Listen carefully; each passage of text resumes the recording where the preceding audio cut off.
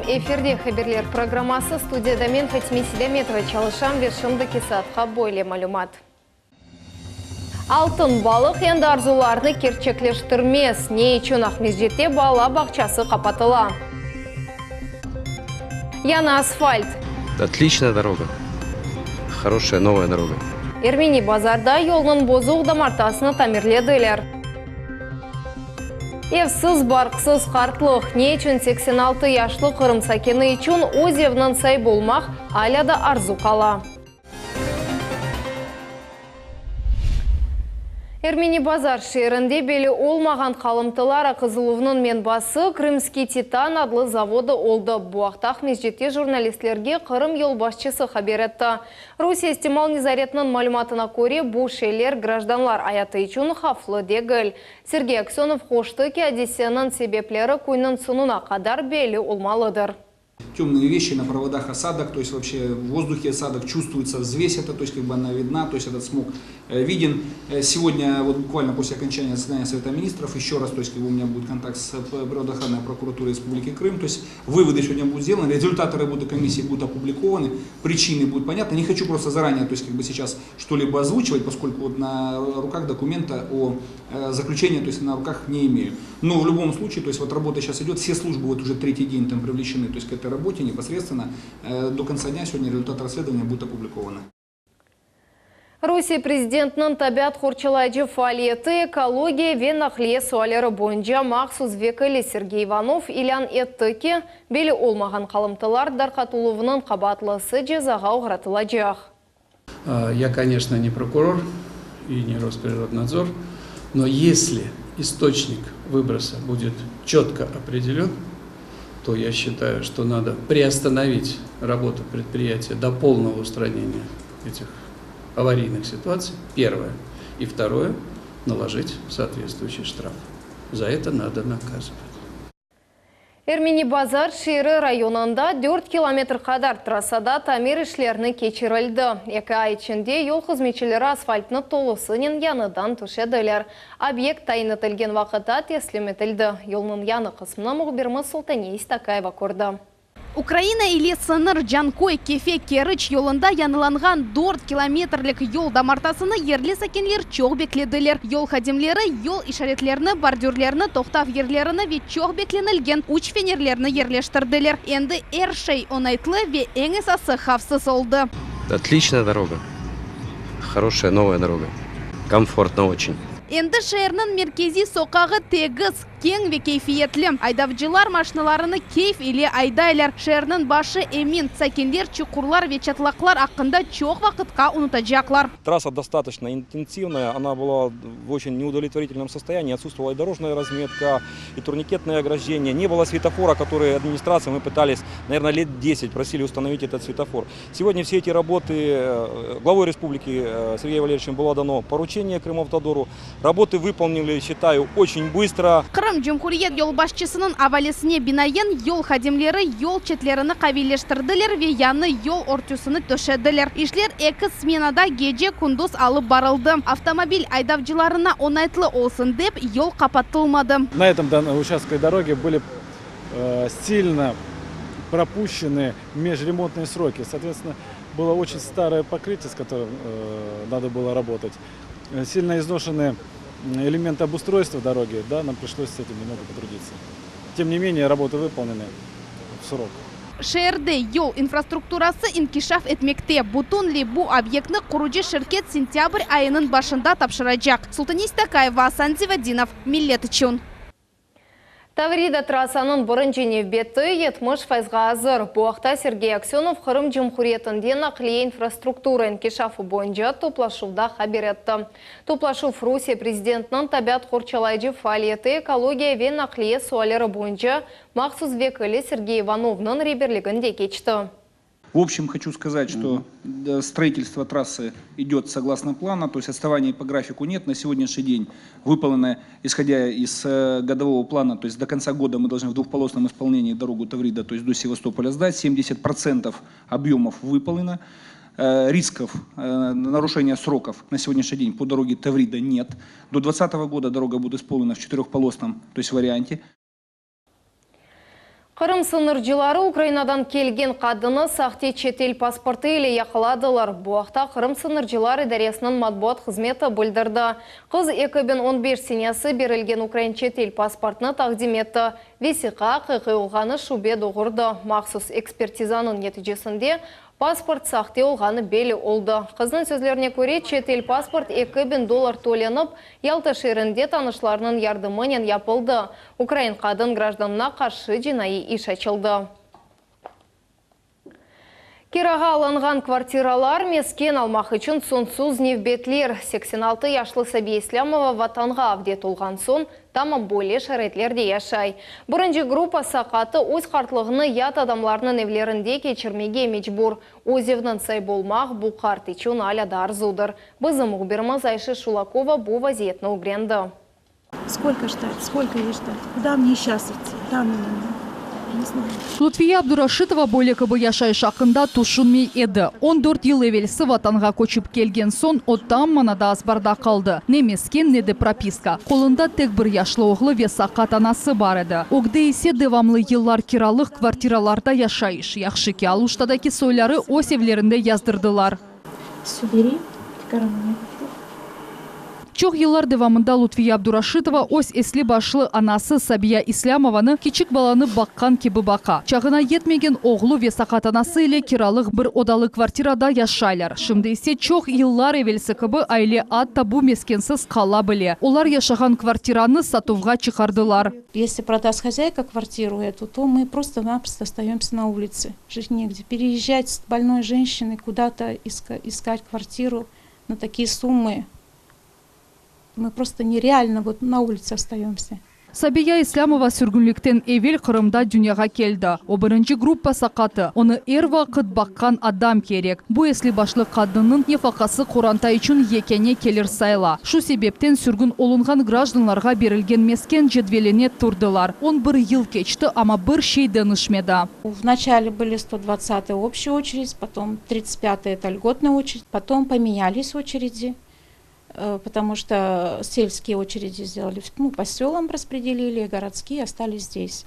Потом опять объединили, в конечном счете, я сейчас толком не знаю, то вроде 58-я была очередь, а теперь сказали, что это не точно, все это как еще будет пересматриваться. Чешет идарелерге мурачатлар нәтиже бермеді. Қарт қадының сақатлығы да ярдым етмей. Ерлі мемуриетті айны жеваплар деп шикает ете яш қадын. Дома не строятся, денег нет. Ничем помочь не могут, ни общежития, ничего нет.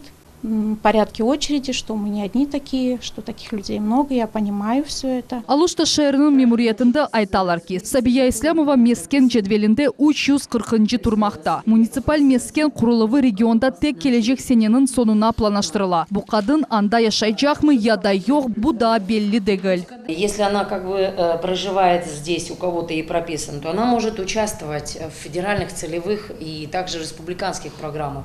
То есть они предоставляют без учета прописки. Они могут предоставить в любом муниципальном округе, где есть изысканная возможность строительства, где предоставлены земельные участки, где идет застройка, постройка жилых домов. Вот. То есть я тут рекомендую обратиться в Минстрой, МинЖКХ и, соответственно, Рескомнадзор, которые владеют этой информацией, которые формируют эту очередность, которые принимают заявки. Мы, в свою очередь, тут по взаимодействию только формируем пакеты документы по перечню, а уже с постановкой на очередь, включение в эту программу занимаются непосредственно вот эти вот подведомственные министерства. Бұна бақмадан Лутфия Абдурашитова ось евінің сайбы олажағына умытыны жоймай. Айша Шулакова, Иван Евдокимов, миллет үшін Алушта шәрінден. Учин саныля колды веда екі яраландық. Междетке фетрасасында түневін ақшам үстінде қаза юз берді. Бұақта Қырым бойынша ішкі ішлер нәзірлігінің матбуат қызметі хабер етті. Евелден берілген мәліметқа көре Форд машинаның айдавчысы кефе тарафына yol алайды. Sonra қаршыдан келген yolға шықты ve Chevrolet arabasının ұрылды. Көчлеу дардесінің нәтижесінде Chevrolet Lanos машинасы янмаға башлады. Кефедегі февкуляде вазетлер нәзірлігі янғын құртару қысының қадимлері мақсус алетінің ярдымымен зарарланған арабалардан инсанларыны шығардылар. Қаза нәтижесінде Chevrolet'ның айдавчы ve yolcuсы emde Ford машинаның yolcuсы елі қолдылар. Bundan ғайры да екі yolcu zarar көрділер. Ахмезжетте оқу вилар фесінде «Золотая рыбка» адлы мектеп эвел муйсесяны қапатмаға істейлер. Шер мемориятны ве муйсесянын реберлерні насыл меселелер ратсызлай. Тәфсілетларны Лиля Виджат были. «Золотая рыбка» адлы мектептен эвел муайсесе қазайы алда булынғаны кіргеннен көріне. Япым асырлық бинанын темелі, яны фундаменті отырып қалған, диварлар ісе чатлақлар үлі толу. Бұ дам түбінде булынмақ тек балалар үшін дегілді, ата бұйыклер үшін хафлыдыр. Соңғы вақыт хадимлер біле бұ одаларда қорқунен çalışайдылар. Но на самом деле очень жаль, конечно, закрывается. Я сочувствую родителям, которые водят в садик в младшие группы. Я не представляю, куда они будут их водить, если даже в Малинку у кого нет транспорта, проблематично. Ну, я считаю, что это правильно, потому что, действительно, садик в плачевном состоянии. Вот у меня, допустим, ребенок второй стоит в очереди. Вы знаете, что он в аварийном состоянии? Да, это мы знаем. Тахменен 50 ел девамында бұ ерде тек косметик ішлер кечерілді. Капиталь тамирны ана бабалар ишбір керек көрмеділер. Ерлі сакенлер бұ елар девамында баларны бұ бақчаға бермеге мешбур еділер. Чүнки районда башқа бөле yok. Дошкольное учреждение, здание не может эксплуатироваться в дальнейшем, так как оно в настоящее время не соответствует сейсмическим требованиям. Дальнейшее пребывание детей становится опасным для их жизни. Бала бақшасы там манада чатлап башлады. Бұндан сон экспертиза кечірме қарар алынды. Мутехасыслар бинаны бірден қазайы деп таныдылар ве қапатмаға қарар алдылар. Яны оқу фил арфесінде мектептен евел муайсесе екі группа баланы азырлады. Мудире ишандыра ки, қалған кенжелерге башқа бала бақчаларында ерлер айрылacak. Комиссия приняла решение в связи с предупреждением ликвидации чрезвычайной ситуации, в связи с разрушением данного здания, которое может повлечь при разрушении угрозу воспитанникам, сотрудникам дошкольного учреждения, решили пока приостановить до реконструкции. Ана бабалар сақыналар хавсызлық іле бүрмесіліні чезген сон, оқу филі огүнде баланы қайсы бір бала бақчасына бермек, кыбы яны меселейлі расткелмек мүмкін. Лиля Виджат ве Эрвина Миралиев, Миллет Ичун. Қырымға ве Қырымдан авиабилетлер сатылуының көлемі кечкен сенеге баққанда 45%-ға артты. Бұнен берабер Москвадан Қырымға Сочиге ве артқа орта дәрежеде чек 20%-дан зиядеге артты. Яздың ең рағбетлі 10 йөнеліші жедвеліне Қырым шерлерінден Ахмезжет кірді. Русия шерлері арасында ең чоқ сұралған билетлер Махачкала, Красноярск ве Санкт-Петербург шерлеріне, чет ел шерлер есе Батумик, Кишинев ве Ларнака.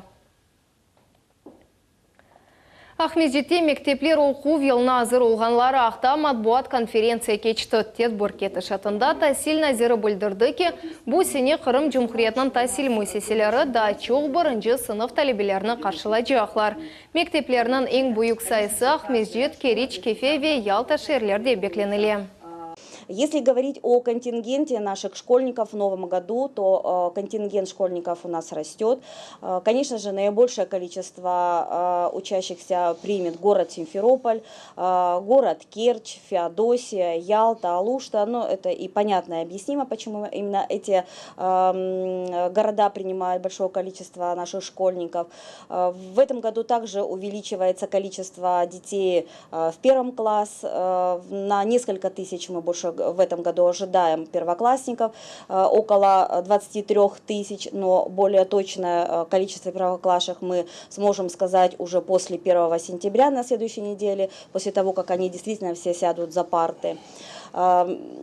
Поэтому мы четко заявляем о том, что все школы, все детские сады, они готовы к приему детей, готовы педагогические коллективы, готовы в полном, можно говорить, вся система образования. Бұндан ғайры оқу ел арфесінде яңғынға қаршы қавсызлық бойынша тешкеру тедбірлерінің нәтижелері шығарылды. Ең сықраст келген бозулар ақта тариф етілді. Яңғын незаретінің хадимлері балалар ве ұжалар еле иш алып барылуы да музыкере етілді. Есть небольшие проблемы в 212 объектах на территории республики. Существуют проблемы по пожарной безопасности. Основные, конечно, серьезные вопросы – это отсутствие систем противопожарной защиты, либо их нерабочее состояние, отсутствие систем оповещения управления эвакуацией людей, а также огнезащитной обработки конструкций. Мы понимаем, что оборудование школ данными системами требует значительных затрат финансовых средств. Поэтому на период до 2021 года у нас разработан комплексный план, согласован с Главным управлением МЧС России по Республике Крым. Министерство образования согласовало нам этот план. Мы надеемся, что в соответствии с утвержденным графиком все объекты будут оборудованы. Қырымда партизан әрекетінің іштиракчысы Рифат Сейдбекиров 88 яшында вефат етті. Междетте оның еле суйсуплар, туғанлар ве яқын инсанлар ведалаштылар. Қырымда доған Рифат аға савдашлары еле женкіні кечті. Бұ инсан дұшман ақта малюмат топлап, Совет урдусына қолындан келген қадар ярдым етті. Немселерінің ұжымлары ақында білгенінен Совет аскерлерге хабер береді. Рифат Сейдбекиров улу саланың фажиасына өз көзінен көрді. Бұтын халқымыз еле 1944 тенесі ватандан айрылды. Қырымға қайтқан сон, арби ватанпервер ішлеріні кечіреді. Сонки күнлеріне қадар Отешебюз жемиет ешкілетінің азасы еді. Рифат аға прожил достойную жизнь, видел и тяготы, и тяжело было. Он родился здесь, в Крыму, знает жизнь Крыма, на депортации жил. И вот сегодня мы прощаемся с ним. И для нас это большая потеря, как-никак человек, уважаемый среди наших односельчан. Кележек күнлерде Қырымна аномаль сыжақлық қаплап алайжақ. Бұақта Қырым бойынша февкуляде вазиетлер нәзірлігі баш идаресінің матбуат қызметі хабер етті. Августның 29-дан сентябрінің 2-сіне қадар ава арареті қарардан 7 градус зияде сыжақны тешкілет ежек. МЧС хазимлерінің тепселеріне көре бұл күнлерде интенсив беден іштен вазгечмек, ачық туслерде урба сечмек ве баш кемлеріні кеймек, емде ачық havada азжа вақыт кечірмек керек. Шымдылық бұ епсі малюмат саат 21 бұчуқтай секеледе қаберлер программасына қачырманыз, көршмек үзре сағылықнен қаланыз.